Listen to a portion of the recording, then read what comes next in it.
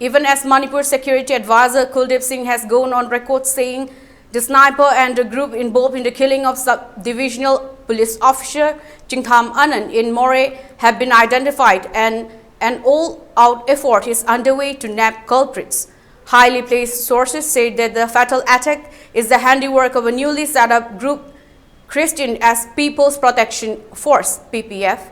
India Today Northeast News reports. According to the India Today NE News, the sources, who don't want to be named, said the shooting of the police officer was executed under the supervision of a commander of the Kuki militant outfit, currently under the suspension of Operation Su, a tripartite ceasefire agreement with the state government and the center.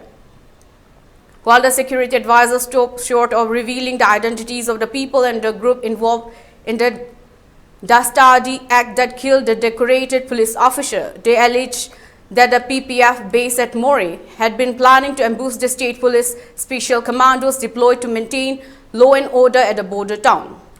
The source revealed that 3 days ahead of the sniper ambush that killed SDPO Anand, functionaries of PPF and an Apex Kuki civil body of Technopole district engaged in a heated argument with a deceased police officer over why the police personnel were clearing the Eastern Side School ground. The deceased SDPO, along with 3rd Indian Reserve Battalion Commandant H.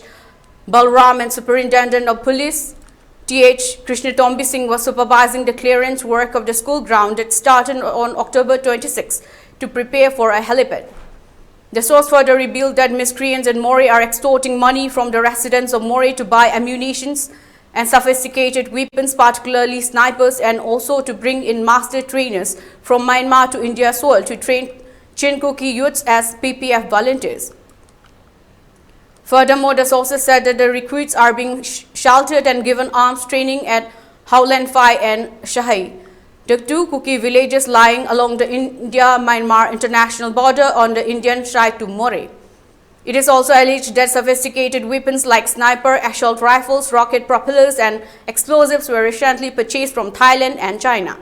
A second batch of arms training for PPF volunteers is underway at Howlanphai and Shahai. It is stated that the KNA commander involved in the sniper ambush was called in to supervise the training of the PPF. India Today NE News reported.